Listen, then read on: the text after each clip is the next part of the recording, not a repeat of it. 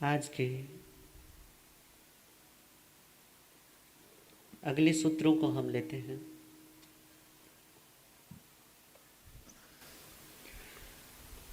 धम्मो अहम्मो आगासम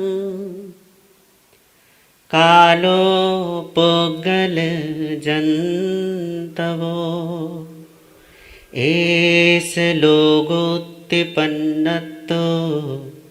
जिणेहिं वरदंसिहिं गए लखणो धम्मो अहम्मो ठाण लखणो भायणं सवदवाणं नहं ओगाह लखणं वत्तणा लखणो कालो जीवो ओगलखणो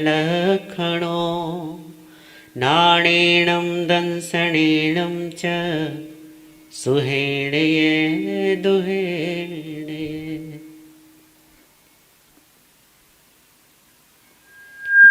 धम्मो अहम्मो आकाशम, धर्म अधर्म आकाश, कालो पुद्गल जंतवो, काल पुद्गल और जंतु, एस लोगुत्तिपन्नतो जिनेहिं वरदंसिहिं, श्रेष्ठ दर्शी जिनेन्द्रों ने इसी को ही लोक कहा है, लोक बताया है। एक को बंद कर दो, फिर बोल क्यों रहा है?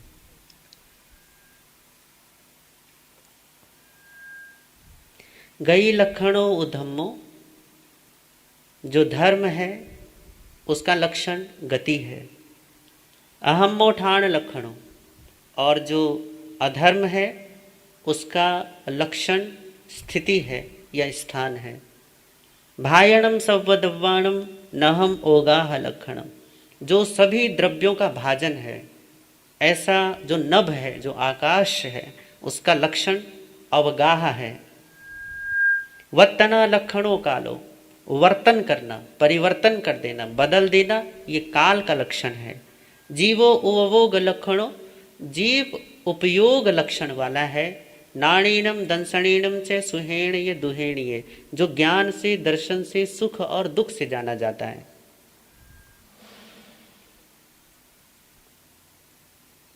धर्म अधर्म आकाश काल पुद्गल और जीव, ये श्रेष्ठ दर्शी जिनेन्द्रों ने, केवल ज्ञानियों ने इसे लोक कहा है। इसमें जो धर्म है उसका लक्षण गति है, जो अधर्म है उसका लक्षण स्थिति है, जो सभी द्रव्यों का भाजन है, आधार है, वह आकाश अवगाह लक्षण वाला है। काल परिवर्तित करने वाला है, और जो जीव है वह उपयोग लक्षण वाला है, जो ज्ञान से दर्शन से सुख से और दुख से जाना जाता है।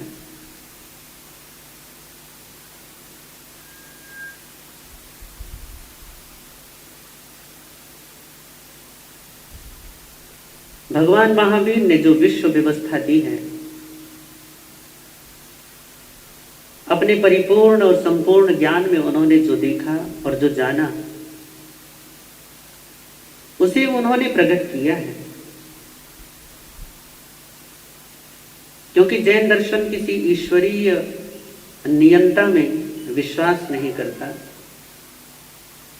तो उन्होंने इस विश्व की एक व्यवस्था दी है। व्यवस्था उन्होंने बनाई नहीं, जो स्थिति है, जो स्वरूप है इस लोक का, इस पूरे जिसको हम ब्रह्मांड कहते हैं, जिसको हम पूरा का पूरा अपना ये अस्तित्व है, जड़ और जीवों से युक्त जितना भी सत्ता में है, इस सब को जैसा उन्होंने देखा वैसा उन्होंने प्रकट किया, और जैसा उन्होंने देखा है वैसा उन्होंने बताया है। क्यों? क्योंकि ऐसे लोगोत्तिपन्नतो जिनेहिं वरदंसिहिं, जिनेन्द्र वरदर्शी, जो श्रेष्ठ दर्शी हैं, जो महान देखने वाले हैं, जो विराट के दृष्टा हैं, जो सत्य के देखने वाले हैं, उन्होंने ऐस लोकोत्पन्न, तो ऐसे लोक की उन्होंने प्ररूपणा की है कि लोक कैसा है, तो कहा कि लोक ऐसा है। कैसा है, तो कहा कि धर्म, अधर्म, आकाश, काल, पुद्गल और जंतु, ये जो छह हैं, इन छहों से युक्त यह लोक है। यहां पर एक शब्द आया है सभी में, वो आया है लक्षण। लक्षण का मतलब होता है जो आपको सीधा लक्ष्य तक पहुंचा देता है, उसको हम लक्षण कहते हैं। जो आपको सीधे कहीं इधर उधर भटकाए बगैर सीधे आपको आपके लक्ष्य तक बिल्कुल पहुंचा दे, उसी को यहां पर लक्षण बोला है। और ये शब्द बहुत ऐसा लगता है कि जैसे बहुत समझबूझ करके इस शब्द का प्रयोग किया गया हो। कुछ और भी कहा जा सकता, गुण आदि, परंतु यहां पर लक्षण का ही प्रयोग किया गया है।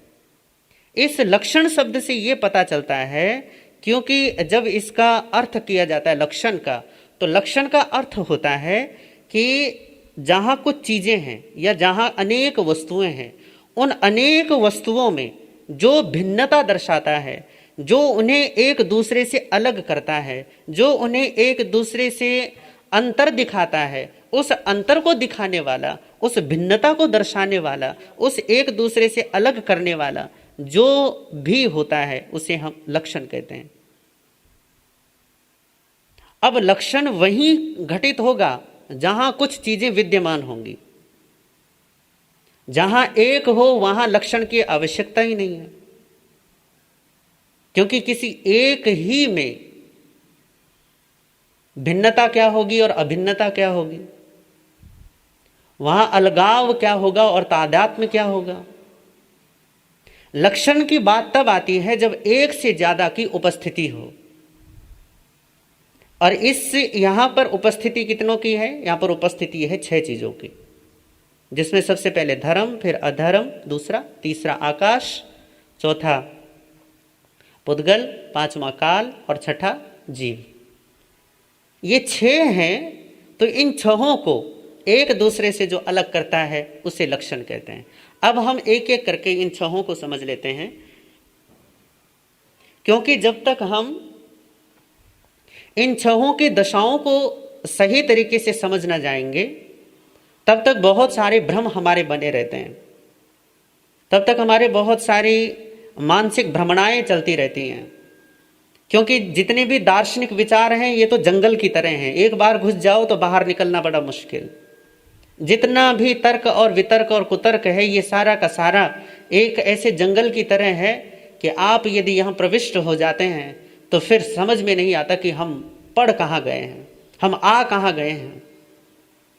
ऐसे बीहड़ में आप फंस जाते हैं, शब्दों के बीहड़ में, तर्क और कुतर्कों के जंगल में, शास्त्रों और सिद्धांतों के वन में। और ये सब कुछ जंगल की ही तरह है। आप जितने शास्त्र उठाकर देख लो, चाहे जितने भी दार्शनिक ग्रंथ हैं, चाहे वो सांख्य हो, चाहे योग हो, चाहे वेदांत हो, चाहे फिर मीमांसक हो, चाहे जैन हो, चाहे बौद्ध हो, फिर बौद्धों में भी 4 हैं, जैनियों में भी 4 हैं, हिंदुओं में तो फिर पता नहीं गिनती ही नहीं है, वैष्णवों के ही पता नहीं कितने संप्रदाय हैं, शैवों के ही बहुत सारे संप्रदाय हैं, फिर शाक्तों के अलग से संप्रदाय हैं, और जितने संप्रदाय हैं उतने संप्रदाय ग्रंथ हैं, जितने संप्रदायों के ग्रंथ हैं उतने उनके सिद्धांत हैं। और यदि इन सबको जानने लग जाएंगे तो बाबा जीवन समाप्त हो जाएगा केवल और केवल शब्दों के थोथे ज्ञान में। पर यहां पर बिल्कुल सटीक, बिल्कुल संक्षिप्त, बिल्कुल सार गर्भित शब्दों में भगवान ने आपको जो एक्चुअल स्थिति है, जो वास्तविकता है, उस वास्तविकता की तरफ आपको इशारा किया है। चाहो तो देख लो, ये वास्तविक स्थिति है इस पूरे के पूरे अस्तित्व की, तुम समेत ये जो पूरा का पूरा चारों तरफ फैला है, अंदर और बाहर जो विद्यमान है, जो ये दिख रहा है, चाहे वो एक हो चाहे वो अनेक हो, इस सब में जो समाहित है वो 6 प्रकारों में है। सबसे पहला प्रकार और दूसरा प्रकार धर्म और अधर्म। इसे जो आज तक आप धर्म और अधर्म के विषय में समझते आए हैं, यहाँ पर इसका अर्थ थोड़ा भिन्न होगा। अभी तक हम धर्म का मतलब लगाते आए हैं जो धारण करता है या जिसे धारण किया जाता है, जो भी आप अपने नैतिक मूल्यों के रूप में अपनाते हैं, अच्छा करो, दान करो, शील करो, त्याग प्रत्याख्यान तपस्या आदि करो, अहिंसा का पालन करो, मैत्री के भाव में रहो, ये सारे के सारे आप धर्म के रूप में लेते हैं। अधर्म के रूप में आप क्रोध आदि कषायों को, राग द्वेष मोह आसक्ति वगैरह को, हिंसा चोरी लूट लपाट वगैरह आदि, ये सब आप अधर्म में लेते हैं। यहां पर इन दोनों को भूल जाएं। यहां पर धर्म का लक्षण भगवान ने बताया, गई लक्षणों उधमो, जो धर्म है उसका लक्षण गति है। गति लक्षण वाला जो है वो धर्म है, गति लक्षण वाला। तो गति सूक्ष्मतम हो या विराटतम हो, गति हमारे शरीर में विद्यमान रक्त के प्रवाह की हो, हमारे मानसिक विचारों की हो, या फिर बड़े बड़े ग्रहों और नक्षत्रों की हो। इस ब्रह्मांड में जहां भी गति है किसी भी प्रकार की, क्योंकि गतिमयता तो आपको चारों तरफ दिखाई देगी, एक स्थान से दूसरे स्थान जाना। पृथ्वी या सूर्य चंद्र आदि जितने भी ग्रह नक्षत्र हैं, ये सतत किसी न किसी धुरी पर चलायमान हैं। जो इन्हें चलायमान रखता है, जो हमारे शरीर में रक्त के प्रवाह का कारण बनता है, जो हमारी पलकों तक के झपकने का कारण है, वजह है, ये जो मैं हाथ हिला पा रहा हूं, जिसकी वजह से हिला पा रहा हूं, जिसकी वजह से मैं अपने कमरे से उठकर यहां आया और यहां से उठकर वापस कमरे में जाऊंगा, जिसकी वजह से हम पूना से चलकर यहां बीड़ आए और बीड़ से जब यहां से चतुर्मास खत्म होगा कहीं और जाएंगे। ये जो सारी की सारी गति है जिसकी वजह से है, केवल हमारी नहीं, जड़ और चेतन में जहां भी गति आपको दिखाई देगी, इस गति के पीछे जो सहायक तत्व है, जो इसे सहायता देता है, जो प्रेरक तत्व है, जिसकी वजह से वो गति कर पाता है, जिसकी वजह से उसमें गति हो पाती है, वो गति के पीछे जो कारण है वो है धर्म। बिल्कुल सिंपल सा। क्योंकि एक जगह से दूसरी जगह, एक गति से दूसरी गति में जब जीव गमन करता है, अभी मनुष्य के चोले में है, फिर किसी देवता के चोले में, फिर किसी त्रियंच के चोले में, फिर किसी नारकी के चोले में, ये जो गतियों में आगमन गमन, चलना आना जाना चल रहा है, ये जो गमन आगमन का कारण है, पीछे बैठा हुआ वो कारण है हमारा धर्म। तो इस पूरे के पूरे लोक में सबसे पहला द्रव्य कहा धर्म है। धर्म किस लिए? क्योंकि गति का कारण है। जीव और पुद्गल, पुद्गल के लिए तो कहते हैं कि समय मात्र में लोक के सबसे निचले हिस्से से लेकर लोक के सबसे ऊपरे हिस्से तक एक समय मात्र में गति कर लेता है एक परमाणु पुद्गल। जब कोई जीव सिद्ध होता है तो सिद्ध होते वक्त भी उसकी गति केवल समय मात्र की होती है। जहां भी गति आपको दिखाई देगी, जहां भी गति महसूस होगी, चाहे वो दिखाई दे या ना दे, यदि गति विद्यमान है तो इसका मतलब है कि धर्म विद्यमान है।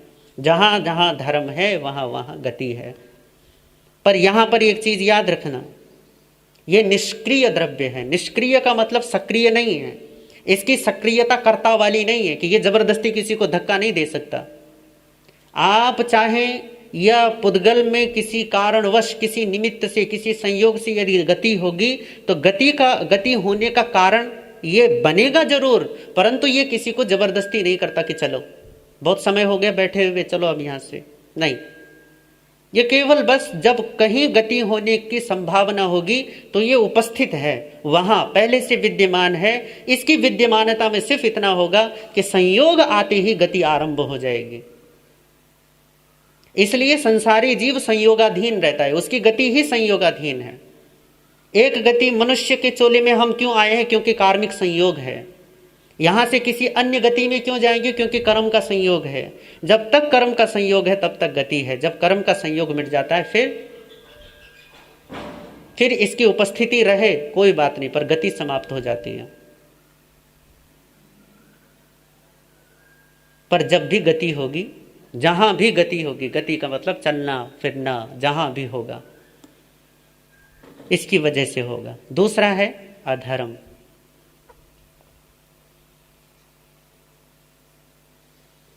अहमो ठाण लक्षणों, स्थिति लक्षण वाला। पहली है गति, कि कहीं ना कहीं गति होती है। अभी जो है ये स्थिति है, ये ठहराव है।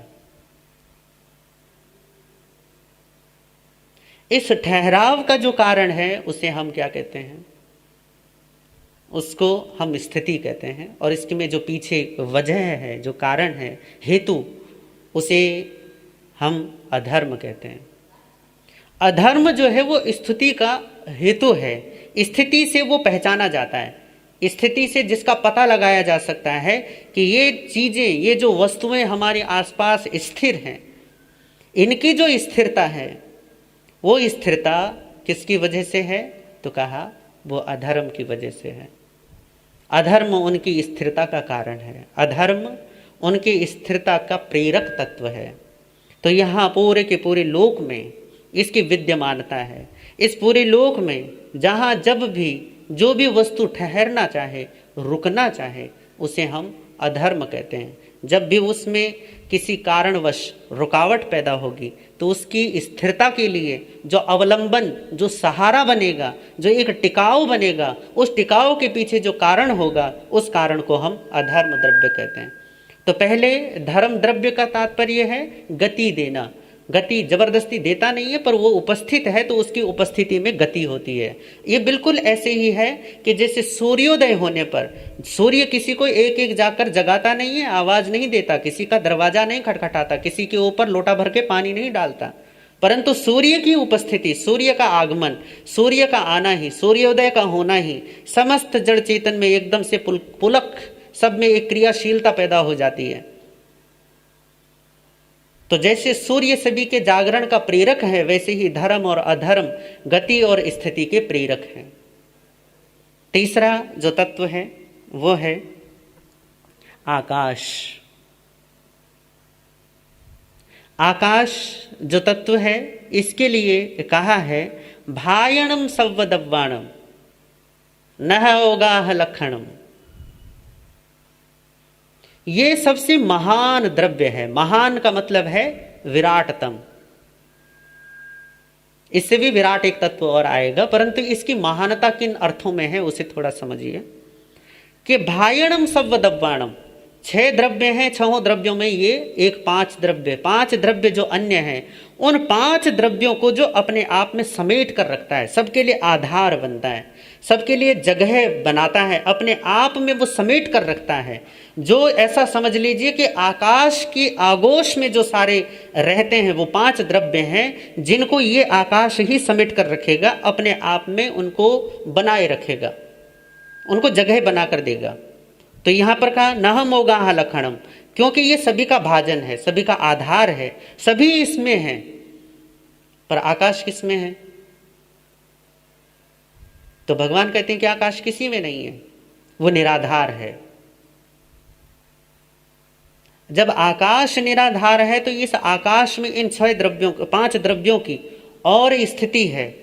उन 5 द्रव्यों का यह आधार है, और आधार एक एक क्षेत्रावगाही, एक एक क्षेत्रावगाही, इसे थोड़ा शब्द प्राचीन है, थोड़ा आपको समझने में मुश्किल होगी, पर एक क्षेत्रावगाही होने का मतलब है एक ही जगह पर रहना, एक ही स्थान पर। आप यदि दूध और पानी को एक कर देंगे तो आपको जैसे वो एक दिखाई देंगे, वैसे वो पारमाणविक स्तर पर दोनों ही भिन्न भिन्न हैं, उनके परमाणु अलग अलग रहेंगे। परंतु जहां आकाश के प्रदेश की बात है, एक प्रदेश का मतलब होता है परमाणु, जो पुद्गल का सबसे छोटा हिस्सा है, जितनी जगह वो घेरता है उसको एक प्रदेश कहते हैं। एक प्रदेश पर अनंत परमाणु पुद्गलों को समेट कर रख सकता है, यह आकाश की खासियत है। और केवल परमाणु को ही समेट कर नहीं रखता, धर्म को, अधर्म को, जीव को, पुद्गल को और काल को, इन 5 द्रव्यों को एक एक प्रदेश पर समेट कर रखता है, ऐसा इसका लक्षण है। अवगाह देता है, अवकाश देता है, जगह बनाता है, खाली जगह बना देता है। इसी को हम क्या कहते हैं? आकाश कहते हैं।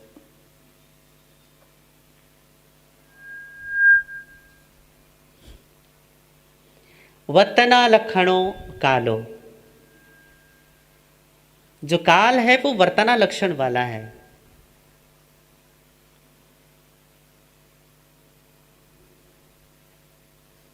काल का लक्षण बतलाया है कि वो परिवर्तित कर देता है।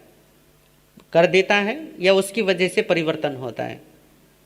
नए को पुराना कर देना, पुराने को नष्ट कर देना। जो आज गर्भ में है वो कल को पैदा हो जाता है, जो आज का बच्चा है वो कल का किशोर हो जाता है, जो आज का किशोर है वो कल का युवक हो जाता है, जो कल का जवान है वो परसों अधेड़ हो जाता है, परसों जो अधेड़ है वो उसके अगले बारी में बूढ़ा हो जाता है, जो बूढ़ा है वो रोगी है और जो रोगी हो जाता है वो मर जाता है। ये सारी के सारी एक ही चीज में आप परिवर्तन देख रहे हैं। इस परिवर्तन के पीछे जो कारण है, जो इसे दर्शाता है, जिसकी वजह से ये परिवर्तन आपको लक्षित होता है। आज आप एक बाजार से बढ़िया कपड़ा, बढ़िया अपने लिए वस्त्र लाए हैं छांट कर, आपने रंग भी देखा, आपने ब्रांड भी देखा, आपने मूल्य भी देखा और अपने हिसाब से आप उसे पसंद करके ले आए। आज आप उसे देखकर खुश हैं क्योंकि वो बिल्कुल नया नया है, पर जब आप उसे पहनेंगे तो धीरे धीरे धुलेगा सूखेगा, धुलेगा सूखेगा, पहनेंगे धुलेगा सूखेगा, ऐसे कर करके एक दिन वो आपके पोचे बनाने का काम आ जाता है। और हमारे भारत में तो वैसे बड़ा कमाल होता है, सबसे पहले पहनने के काम आता है, फिर रफ टफ काम आता है। रफ टफ मतलब पहले तो भैया पार्टी वगैरह के लिए काम आता है, दूसरों को दिखाने के लिए, कभी कभार होली दीपावली पहनने के, फिर रोजमर्रा के जीवन में काम आता है, फिर जब आपको कहीं सफाई करनी होती है या कुछ काम धंधा करना होता है मिट्टी में धूल धक्कड़ में, तब वो पहनने के काम आता है। जब वहाँ पे भी काम का नहीं रह जाता तब आप उसकी गुदड़ी या वगैरह छोटा मोटा कार्य बनाने के लिए उसका वो काम कर लेते हैं। जब वहाँ भी काम नहीं आता तब उसका पोछा बना देते हैं।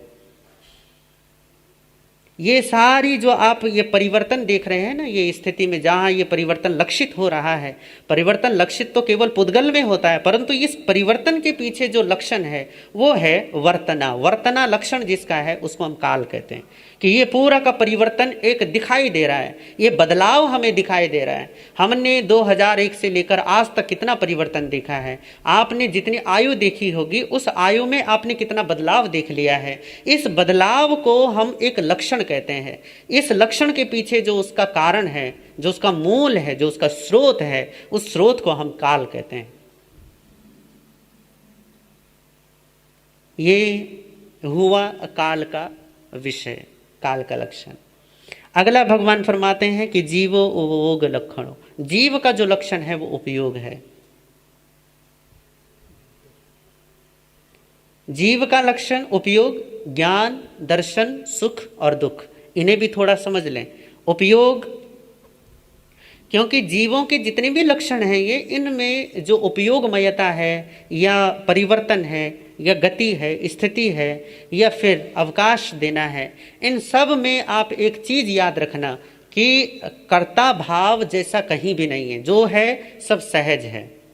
सहजता का मतलब ये हुआ कि ये इनका अपना स्वाभाविक, इनकी अपनी स्वाभाविकता है, इनकी अपनी स्वाभाविकता है, इसलिए इनसे ऐसा होता है। तो उपयोग से क्या होता है? तो उपयोग से कहा कि दो चीजें घटित होती हैं, एक है शुद्ध अवस्था की और एक है अशुद्ध अवस्था की। इसको हमारी यहाँ पर जो कहा है, इसके जैन दर्शन में इन्हें बहुत ही बढ़िया शब्दों से बोला गया है। एक बोला है निश्चय नय और एक बोला है व्यवहार नय। अब क्योंकि जीव का लक्षण बोला उपयोग, पर अगले ही पंक्ति में भगवान कहते हैं कि ज्ञान से, दर्शन से और सुख और दुख से ये जीव का पहचान होती है, इस जीव को हम जानते हैं। अब इसमें गजब की बात यह कि उपयोग ही काफी था, ज्ञान, दर्शन और सुख और दुख को बताने की जरूरत नहीं थी, क्योंकि उपयोग जो है वो मुक्त आत्माओं से लेकर बिल्कुल निकृष्टतम से निकृष्टतम संसार की जो अवस्था है वो निगोद है। यहां तक कि जितने भी जीव हैं, इन समस्त जीवों में उपयोग समान है, एक जैसा। उपयोग में कोई भिन्नता नहीं है। इसलिए गुरुदेव श्री से आपने सुना, स्थानांक सूत्र का पहला सूत्र है, एगे आया, आत्मा एक है। क्यों एक है? क्योंकि उपयोग में अगर देखा जाए तो पूरे के पूरा जितना जीव अस्तित्व है उसमें कोई भिन्नता ही नहीं है, वहां सब एक है। परंतु जब सारे के सारे जीव एक हैं तो किसी को हम संत क्यों देखते हैं, किसी को हम दुर्जन क्यों देखते हैं? कोई पापी, कोई धर्मात्मा, कोई ऐसा, कोई वैसा, ये जीवों में भिन्नता क्यों दिखाई देती है? फिर हम किसी को ब्रह्म क्यों कहते हैं और किसी को संसारी क्यों कहते हैं? किसी को मुक्त निर्वाण प्राप्त क्यों कहते हैं और किसी को बद्ध संसारी क्यों कहते हैं? तो कारण यही है कि इन दो नयों को आज हम इन पर थोड़ी चर्चा कर लेते हैं। इसी के विषय पर हम कल फिर से दोबारा चर्चा करेंगे, पर एक भिन्न तरीके से। पर आज इसे थोड़ा सा ऐसा समझें, व्यवहार और निश्चय ये दो नय हैं। अब नय क्या है? नय का मतलब है एक कहने का प्रकार, ये कहने का तरीका, यह बोलने का जो ढंग है उसे हम नय कहते हैं। हर व्यक्ति का, या ऐसा कहो कि जितने लोग होते हैं ना, ये कहावत आती है ना कि मुंडे मुंडे मति भिन्ना, कि जितने सर हैं उतनी मति उतनी बुद्धि हैं, और जितनी बुद्धियां हैं जितने माइंड हैं उतने पर्सपेक्टिव हैं, उतने देखने के तरीके हैं। जब आप किसी एक ही वृक्ष के सामने 6 लोगों को खड़ा कर दो और 6 लोगों से कहो कि तुम्हें इस वृक्ष का वर्णन करना है, वो 6 लोग हों या 600 लोग हों या 6000 या 6 लाख हों या वो असंख्य हों, यदि उनको वर्णन करने के लिए दिया जाएगा तो कुछ चीजें सिमिलर होंगी, एक समान होंगी, पर ज्यादातर चीजें आप देखेंगे कि उनके वर्णनों में भिन्नता पाएंगे। किस लिए? क्योंकि सबके देखने का ढंग अपना अपना है। अब बेशक सत्य तो एक होता है, परंतु उस सत्य को देखने के ढंग अपने अपने, बोलने के ढंग अपने अपने, क्योंकि समय अलग है, लोग अलग हैं, भाषा अलग है, देश अलग है, तो उसकी वजह से भाषा जब हम व्यक्त करते हैं सत्य को तो वो थोड़ा क्या हो जाता है, भिन्न। इसी भिन्नता को कहा है नय। आप बुद्ध के वचनों को पढ़ें, वहां शून्य की प्रतिस्थापना होगी, वो या क्षण भंग का कथन होगा। महावीर का वचन, उनकी देशना पढ़ेंगे तो स्यात् कथन होगा, स्याद्वात युक्त कथन होगा। आप कृष्ण की गीता पढ़ें, वहां आप कुछ अलग संयोजन देखेंगे। आप ब्रह्म सूत्र पढ़ें, वहां कुछ अलग ढंग से कथन पढ़ेंगे।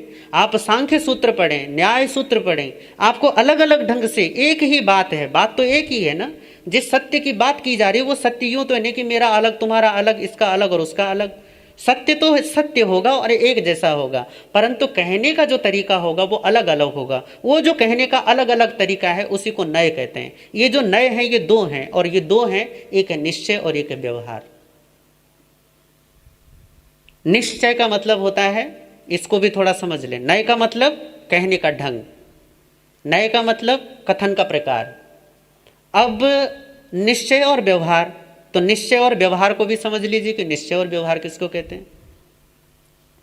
जैसे निश्चय का मतलब होता है जिसमें कोई बदलाव नहीं आता,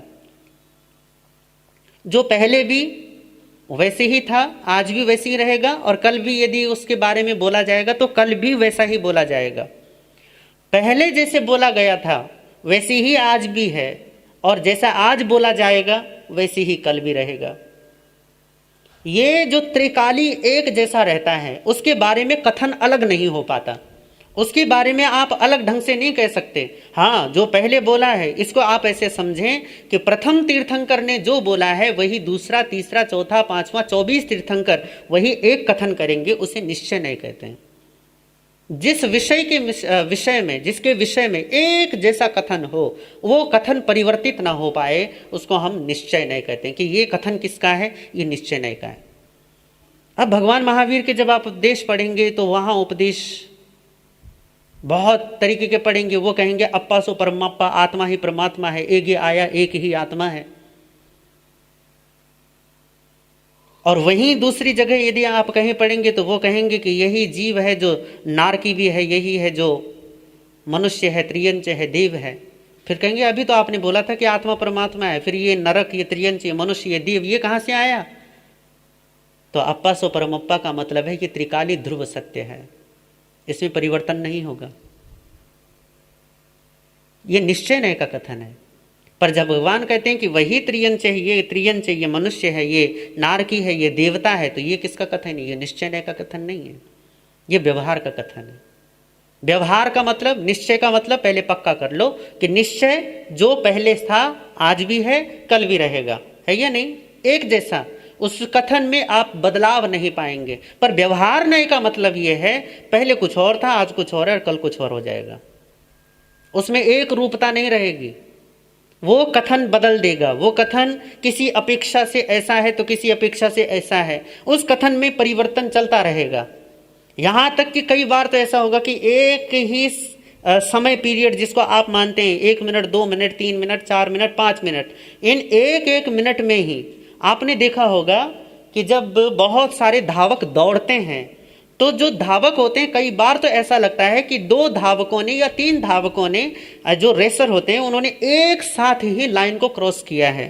परंतु वहां जो समय है ना, वहां सेकंडों के हिसाब से नहीं चलता, वहां सेकंड के भी टुकड़े किए हुए हैं, उनके हिसाब से चलता है। तब वो जो सेकंड के वो जो टुकड़े हैं, वो जो सेकंड के उन्होंने भाग किए हैं, उन भागों में ये देखा जाता है कि ये सेकंड के कौन से हिस्से में, कौन से भाग में ये लाइन इसने क्रॉस की है, उसके तहत फिर विजेता घोषित किया जाता है। आपने देखा एक ही सेकंड में, बल्कि सेकंड के एक एक हिस्से में ही सारा का सारा खेल बदल गया। हमारे भारत के एक धावक थे मिल्खा सिंह ओलंपिक में जब दौड़ रहे थे तो ओलंपिक में सबसे आगे थे वो। गजब की बात है, सबसे आगे थे। तो सबसे आगे होने के बाद भी कहते हैं मिल्खा सिंह के अपने उन्होंने इंटरव्यू में बताया कि मैं पीछे कैसे हो गया। तो कहा कि बस मैंने ये देखने के लिए पीछे देखा, मतलब कि ये बस यूं देखा मैंने पीछे कि मेरे पीछे कौन है। करे बस इतने में ही सारा खेल बदल गया, मैं पीछे रह गया और मेरे से जो पीछे था वो आगे चला गया और ओलंपिक में वो जीता। देखो एक एक क्षण में कितना फर्क पड़ गया, एक सेकंड के हिस्से में ही कितना अंतर पड़ गया, केवल पीछे मुड़कर देखने मात्र से कितना फर्क पड़ गया। यही व्यवहार है, जो जीत रहा था उसे हरा दिया। किसी क्षण पहले आप उसे विजेता जान रहे थे, पर 2 क्षण बाद आपको पता चला अरे वो तो हार गया। अभी मैच शुरू हुआ है, मैच शुरू होने के बाद बस दूसरी जो पारी है वो खेली जा रही है और आपको शुरू में पता चला कि बस जीतने वाली है, आज तो ताबड़तोड़ चल रहा है। आप उठकर अंदर गए, थोड़ी देर कुछ काम में लगे, 15 मिनट बाद आकर देखते हैं कि मैच का पासा पलट गया, जो टीम जीत रही थी वो तो हारने लगी है। ये सब जो चल रहा है, ये जितना भी है, इसका जिन वचनों से इसे कहा जाएगा उसे व्यवहार कथन कहते हैं। अब यहाँ पर जो दो लक्षणों में बांट दिया गया है उपयोग को, एक है ज्ञान दर्शन, कि जीव जो है वो अपने ज्ञान से और दर्शन से, ज्ञाता से और दृष्टा भाव से जाना जाता है। ज्ञान दर्शन को पक्का कर लीजिए कि ज्ञाता भाव और दृष्टा भाव। ज्ञाता का मतलब केवल जानना, दृष्टा का मतलब केवल देखना। जीव के यही कार्य हैं जो वह अपने स्वाभाविकता में करके रह के जो वो करता है, जिसके ऊपर उसको कर्ता कह सकते हैं। अन्यथा संसार में कोई ऐसा कृत्य नहीं, कोई ऐसा कर्म नहीं जिसमें जीव के कर्ता भाव का आरोप किया जा सके, जिसके लिए कहा जा सके कि हाँ ये है, ये जीव ने किया है। क्योंकि ज्ञाता भाव और दृष्टा भाव ये जीव की स्वाभाविक स्थिति है। पातंजल योग दर्शन भी तो यही कहता है कि तदा दृष्टु अवस्थानम, जब वृत्तियों का निरोध हो जाता है तो जीव को क्या होता है फिर, तो कहा कि दृष्टा में अवस्थान हो जाता है, मतलब अपने ज्ञाता भाव दृष्टा भाव में, अपने ईश्वर भाव में स्थित हो जाता है। तो ये जो ज्ञान और दर्शन है ये जीव के शाश्वत भाव हैं, ये कभी घटते बढ़ते नष्ट नहीं होते, ये एक जैसा रहता है। निगोध का जीव भी उसी अनंत ज्ञान का धारी है जिस अनंत ज्ञान को लेकर सिद्ध जीव विद्यमान है। उस ज्ञान में कोई फर्क नहीं है, उस दर्शन में कोई फर्क नहीं है, उनके भीतर में उस ज्ञान की संभावना में कोई फर्क नहीं है, क्योंकि जिस अनंतता को सिद्धों ने प्रकट किया है उसी अनंतता को निगोध, नरक, त्रियंच, मनुष्य, क्षुद्रतम से क्षुद्रतम और विराटतम से विराट जीव भी जहां एक जैसे हैं उसे ज्ञान कहते हैं, दर्शन कहते हैं, ज्ञाता भाव दृष्टा भाव कहते हैं। ये जीव की निश्चय नय से कथन है। पर दूसरी ही अगले ही पद में, अगले ही क्षण में भगवान कहते हैं सुहेणीय दुहेणीय, सुख से और दुख से भी जाना जाता है। कहाँ पहले इतनी ऊंची बात और कहाँ भगवान ने एकदम से जमीन पर पटक दिया कि लो भैया ये भी जीव की स्थिति है, इसे भी देखो। किससे जाना जाता है, कहा सुख से और दुख से। और ये गजब की बात है कि जीव का सुख और जीव का दुख ये जीव का स्वभाव नहीं है। आप कहोगे कि भैया भगवान कह रहे हैं कि जीव का लक्षण है और जीव का लक्षण है तो भगवान कह रहे हैं, तो भैया व्यवहार से कह रहे हैं। व्यवहार का मतलब कि इस अवस्था में, जिस अवस्था में तुम हो, जिस अवस्था में हम हैं, ये संसार की अवस्था, संसारी जीव उनके सुख और दुख से जाने जाते हैं। आप यदि किसी कागज को फाड़ोगे या किसी डेस्क जो रखा हो मेरे सामने या जो माइक है इसे पटकोगे तो ये हल्ला नहीं मचाएगा कि अरे बचाओ बचाओ बचाओ। ये भागने वाला नहीं है, ये अपनी प्रतिरक्षा करने के लिए सन्नद्ध नहीं होगा, तैयार नहीं होगा, या कोई भी किसी भी प्रकार की प्रतिक्रिया नहीं देगा। पर जहां तक बात है जीवों की, वो प्रतिक्रिया देंगे। पेड़ों के बारे में ऐसा कहा गया है कि कुछ वैज्ञानिकों की टीम ने कि पेड़ क्या प्रतिक्रिया देते हैं ये जानने के लिए एक जगह पर उन्होंने एक कमरे में पेड़ रखे और उन पेड़ों पर उन्होंने ऐसे यंत्र फिट कर दिए जिससे उनके जो उनमें प्रतिक्रिया होती है उस प्रतिक्रिया को पकड़ा जा सके। आजकल ऐसे यंत्र बन गए हैं। जगदीश चंद्र बसु ने जो यंत्र बनाया था उसी की यंत्र की सहायता से ही उन्होंने ये सिद्ध किया कि जो पेड़ पौधे होते हैं उनमें भी जीव होता है। तो उन्होंने ये यंत्र बनाया और वो लगाया पेड़ों से और एक कमरे में सब व्यवस्था कर दी। और उन्होंने 2 लोगों को तैयार किया कि देखो तुम्हें बिल्कुल, एक आदमी को कहा कि तुम्हें गुस्से में जाना है, बिल्कुल जितना गुस्सा हो सकता है, हकीकत का गुस्सा, उसे दिलाया गया किसी प्रकार से गुस्सा, तुम्हें जाना है कमरे में और बिल्कुल ये भाव लेकर जाना है कि मैं इन पेड़ों को काट दूंगा। तो कहा कि जिस हॉल में या जिस कमरे में वो जो पेड़ रखे गए थे वहां वो हथियार जो भी उसके कुल्हाड़ी वगैरह जो भी काटने का साधन था उसके हाथ में था और उसने क्रोध में, पूरी तरीके से क्रोध में भरकर वो उस कमरे में गया। तो एकदम से अभी केवल कमरे के दरवाजे में, हॉल में उसने अभी प्रवेश ही किया है, अभी पेड़ों को छुआ तक नहीं है, परंतु उसके प्रवेश करते ही पेड़ों में एकदम से प्रतिक्रिया पैदा होनी चालू हो गई। और बिल्कुल वो प्रतिक्रिया ऐसी ही थी, बिल्कुल वैसी ही प्रतिक्रिया जैसे एक इंसान डर में देता है प्रतिक्रिया, बिल्कुल सेम वही प्रतिक्रिया उनमें आई। जब इंसान डरता है तो जैसी प्रतिक्रिया इंसान देता है वैसी ही प्रतिक्रिया डर में उन पेड़ों और पौधों ने भी दी। भगवान महावीर स्वामी आचारांग सूत्र में कहते हैं 2600 साल पहले कि वनस्पति काय, पृथ्वी काय, तेजस काय, वायु काय और अप जिसे हम जल कहते हैं, इन सब में जीव है और वो भी वैसी ही सुख और दुख की अनुभूति करते हैं जैसे एक मनुष्य करता है। उन्होंने तो उसमें बहुत अच्छे उदाहरण भी दिए हैं। तो गौतम स्वामी ने पूछा कि प्रभु यदि वो सुख दुख का अनुभव करते हैं तो फिर हमें दिखता क्यों नहीं है, प्रतिक्रिया क्यों नहीं दिखाई देती?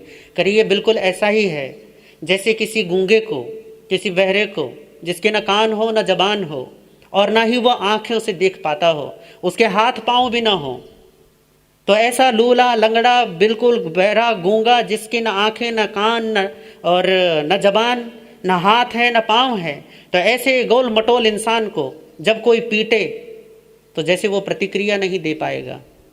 या किसी को बिल्कुल ही बांध दो, इतना कस दो उसे बांध कर कि न वो बोल सके, न वो सुन सके, न देख सके, और यहाँ तक कि हाथ पांव हिलाने की बात दूर है, यहाँ तक कि पलके भी न झपका सके। तो ऐसी स्थिति में जब किसी को बांध कर पीटा जाए या उसको मारा जाए तो जैसे उसे पीड़ा होती है पर वो अपनी पीड़ा को व्यक्त नहीं कर पाता, जैसे उसे दर्द होता है परंतु तो अपने दर्द के लिए प्रतिकार नहीं कर पाता। भगवान कहते हैं कि वनस्पति आदि काय के जीव भी ऐसे ही प्रतिकार नहीं कर पाते क्योंकि उनके पास प्रतिकार करने का साधन नहीं है।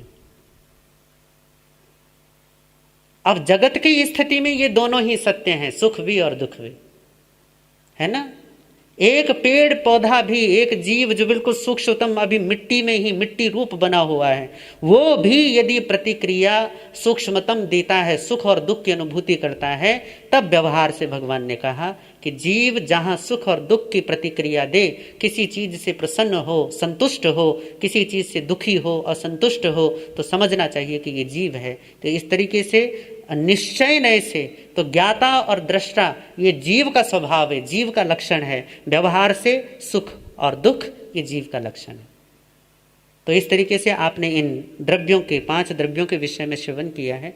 छठे द्रव्य के विषय में और इनके अन्य गुणों के विषय में भी हम श्रवण करेंगे, पर आज के लिए इतना ही।